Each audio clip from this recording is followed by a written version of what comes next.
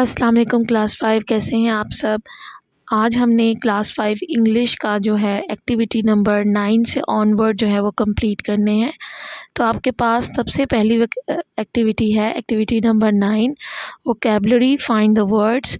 तो इसमें मैंने हाईलाइट कर दिए हैं वो सारे वर्ड्स जो आपको सॉल्व करने के लिए दिए गए हैं। तो आप यहाँ से इसको नोट कर सकते हैं। ये सारे वर्ड्स हैं जो कि मैंने हाईलाइट कर दिए हैं। नेक्स्ट एक्टिविटी है आपके पास activity number 10 verbs past continuation. Example इसने आपको सॉल्व करके एक दी हुई है कि he was reading a book. तो पास्ट कॉन्टिन्यूशन में हमारे पास वॉज लगता है, वर्ड लगता है और फर्स्ट फॉर्म लगती है और वर्ब की और प्लस आता है आईएनजी, जिसमें ही शी इट के साथ आपके पास वॉज लगता है और आई वी दे यू के साथ आपके पास वर्ड लगता है। तो आपने सब्जेक्ट को देखते हुए अपना सेंटेंस जो है वो सॉल्व करना है। जिसका पहला सेंटेंस है I dash listen to music. तो ये जो ब्रैकेट में लिसन दिया गया ये आपके पास वर्ब है। तो आपने लिखना है I was listening to music. Second पे आपके पास है she was watching a movie. Number 3 I was speaking English now. Number 4 he was jumping on the bed. Number 5 they were running really fast. Number 6 I was studying English at school. Number 7 he was singing a song. Number 8 we were playing computer games. Number 9 I was drinking juice. Number 10 the students were sleeping in class. Number 11 she was eating a sandwich. Number 12 I was walking to school. Number 13 he was talking on the phone. Number 14 they were dancing to music. Number 15 I was kicking the ball. Now students, activity number 11, complete each sentence below with the future tense form of the verb. Example इसमें आपको दी गई है I dash the marathon this year. तो answer में आपने लिखना है I will run the marathon this year. Future tense में आपके पास आता है विल। तो आपने यहाँ पे विल लगाना है और विल के साथ आती है हमेशा फर्स्ट फॉर्म। तो जो ब्रैकेट में आपको आगे लाइन के एंड पे दिया हुआ है वो उन चीज़ों को आपने वर्ब के तौर पे यूज़ करना है और साथ विल लगाना है। ठीक हो गया। तो नंबर 1 में आपके पास है the boys will jump on the trampoline at the party. Number 2 पे आपके पास है I will complete my test on time. ठीक है, आगे ब्रैकेट में उसने बताया हुआ कि कंप्लीट को यूज़ करते हुए आपने विल लगाना है यानी फ्यूचर टेंस लगाना है। नंबर 3 पे है we will swim in the summer. Number 4 the man will water his lawn in the afternoon. Number 5 the girls will play with each other on the weekend. Number 6 the scientists will predict the outcome of the experiment. Number 7 the team will travel to another country to play their game. Number 8 I will read as many books as I can this summer. Number 9 the students will study for the final exam. Number 10 the dog will wag its tail for food. Number 11 the players will pray for their teammate. Number 12 the mother will pick me up for school.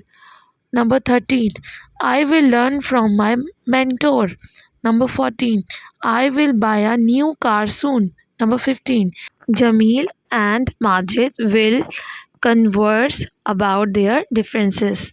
Now students ये activity 11 complete हो गई है। Next है हमारे पास activity number 12।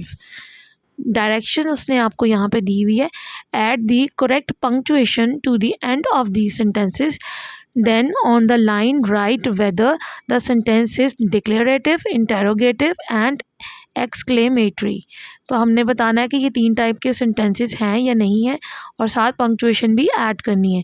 So number 1 आपके पास है do you like chewing gum. तो यहाँ पे डू स्टार्टिंग में आया हुआ है, इसका मतलब है कि ये क्वेश्चन वाला जुमला है। तो आपने इसके एंड पे क्वेश्चन मार्क डालना है और इसके आगे लिखना है ये है इंटेरोगेटिव सेंटेंस। इंटेरोगेट में हम क्वेश्चन पूछते हैं। नंबर 2 पे है आपके पास ड्यू ड्रॉप्ड हिज बुक। तो ड्यू ड्रॉप्ड हिज बुक ये एक डिक्लेरेशन है, मतलब वो बता रहा है कि उसने अपनी बुक को ड्रॉप किया है, ठीक है। तो ये आपने डिक्लेरेशन में लेके जाना है और इसके एंड पे आपने फुल स्टॉप ऐड करना है। My teacher likes to read, अब ये भी एक डिक्लेरेटिव सेंटेंस है, इसके आगे आपने फुल स्टॉप ऐड करना है। Number 4, what is your address, question mark interrogative. Number 5, who is your teacher, question mark interrogative. Number 6, what are beautiful day, इसके आगे आपने लगाना है एक्सक्लेमेशन का साइन और ये एक्सक्लेमेटरी सेंटेंस है। आई लव दिस बुक, ये डिक्लेरेटिव है। And Iceland is surrounded by water, full stop and then it is declarative sentence. You won, आपने इसके आगे एक्सक्लेमेशन का साइन ऐड करना है और ये एक्सक्लेमेटरी सेंटेंस है। Number 10, computers are a great way to learn, full stop and it is a declarative sentence. Next पे आपके पास है directions, write your own interrogative, declarative and exclamatory sentences. तो आपने यहाँ इंटेरोगेटिव सेंटेंसेस के आगे जो 2 लाइंस दी गई हैं वहाँ पे आपने अपने से कोई एग्जांपल्स लिखनी है, ऊपर वाली एग्जांपल्स आपने नहीं लिखनी। आप कुछ अपने से सेंटेंसेस बना के लिख सकते हैं, जिस तरह मैंने यहाँ लिखी हैं। What is your job, how old are you, question mark. Declarative sentences में भी इसी तरह आपने 2 एग्जांपल्स देनी है, he is tired and she is happy. End पे आपने दोनों सेंटेंसेस के फुल स्टॉप ऐड करना है। नेक्स्ट है आपके पास exclamatory sentence, please help me now, end पे exclamation sign. Oh no, exclamation sign, it's broken. तो ये आपने ब्रोकन के बाद फुल स्टॉप ऐड कर देना है। इस तरह से आपकी एक्टिविटी नंबर 12 कंप्लीट होती है। अब नेक्स्ट एक्टिविटी है हमारे पास activity number 13, write are dialogue between a teacher and student on time management. तो डायलॉग स्टार्ट होता है टीचर से, teacher hi how are you doing in school. Student I am doing okay but I am having trouble finishing my homework on time. Teacher, that's okay. We can work on that together. What do you think is the problem? Question mark. Student, I don't know. I just can't seem to get everything done. Teacher, let's make a schedule to help you stay on track. What time do you get home from school? Student, I get home at 3 o'clock. Teacher, okay, let's plan your time from 3 to 6 o'clock। So students, dialogue जो है वो यहाँ पे written space में complete नहीं आया, तो ये नेक्स्ट पेज पे मैंने लिखा हुआ है। तो नेक्स्ट यहीं से 6 o'clock के बाद से नेक्स्ट लाइन जो आपके पास है वो है student, that sounds great. Teacher, and what about studying for your test? Student, I can study from 6 to 7 o'clock. Teacher, perfect. And don't forget to take breaks and have some fun time too. Student, okay, I will. Thanks for helping me, teacher. Teacher, anytime. I am here to help. Let's check in tomorrow and see how it went. Okay. Student, sounds good. Thanks again, teacher. तो next activity है हमारे पास activity number 14, contractions. Find the 2 words in each sentences that can make a contraction and underline them. Then write the contraction on the line. तो number 1 पे आपके पास contraction है, if dad finds out he will be so mad. तो इसमें will जो है वो आपके पास हेल्पिंग वर्ब है, आपने इसको कंट्रैक्ट करना है, इसको शॉर्ट फॉर्म में लेके आना है। तो आप लिखेंगे ही, अपोस्ट्रॉफी डालेंगे और आगे लिखेंगे डबल एल। तो ही विल, शॉर्ट फॉर्म में ही विल को इस तरह लिखते हैं, वो आगे उससे मेंशन किया हुआ है। नेक्स्ट है आपके पास number 2, cats should not receive swimming lessons. तो शुड नॉट को कंट्रैक्ट करके आप कैसे लिखेंगे वो मैंने आगे लिखा हुआ है, शुड लिख के एन लिखेंगे और उसके बाद अपोस्ट्रॉफी डाल के T. Number 3, dogs don't mind swimming. So do not को आपने डोंट में लिखना है, ठीक है। और नंबर 4 है dolphins are not as foolish as they look. Are not को आपने आर नॉट कैसे लिखना है कंट्रैक्शन में वो मैंने आगे मेंशन किया है। Number 5, if I were you I would learn to swim too. So word को कैसे लिखेंगे आप, आई पोस्ट्रॉफी डाल के आर ई लिखेंगे आगे, ठीक है। नंबर 6 पे है if you know how to swim water will not scare you. Will not को आप कैसे लिखेंगे, वोंट की फॉर्म में लिखेंगे, WON apostrophe N T, won't. Number 7, if you did not know how to swim it would be scary. So did not ये already उसमें contraction की form में लिखा हुआ है, तो आपने इसी तरह लिख देना है. 8, lifeguards are the people who are in charge of the pool. तो who are इसमें आएगा, तो आर कैसे लिखते हैं, apostrophe डाल के RE. 9, I will pollute the water supply.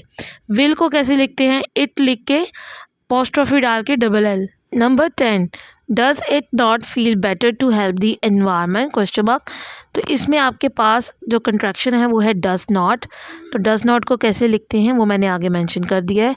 does लिख के n के बाद apostrophe and then it is t. Next activity है आपके पास एक्टिविटी नंबर 15.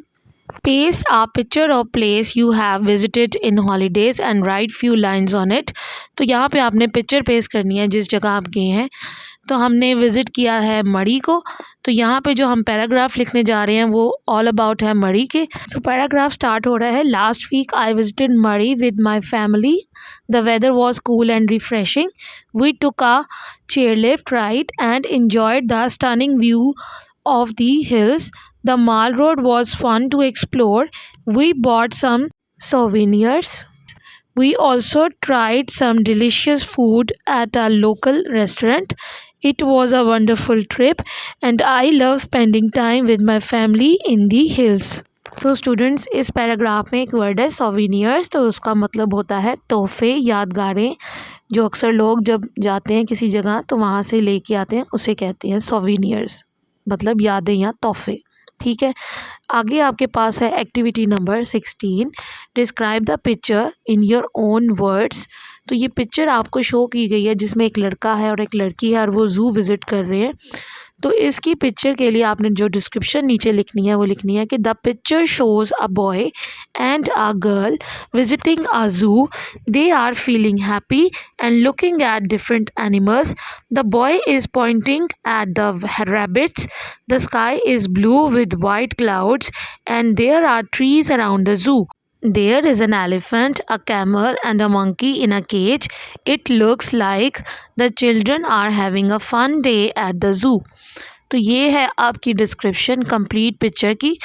तो इस तरह से आपका जो इंग्लिश का समर पैक है वो कंप्लीट हो गया है. इसकी फ़र्स्ट वीडियो जो है वो पहले ही मैंने चैनल पे डाल दी गई है, तो आप वहाँ से देख के बाकी एक्टिविटीज़ भी कंप्लीट कर सकते हैं. और जाते जाते मेरे चैनल को ज़रूर सब्सक्राइब करें, press the bell icon and video को लाइक करें, शेयर करें अपने फ्रेंड्स के साथ. और अगली वीडियो के लिए अल्लाह हाफ़िज़.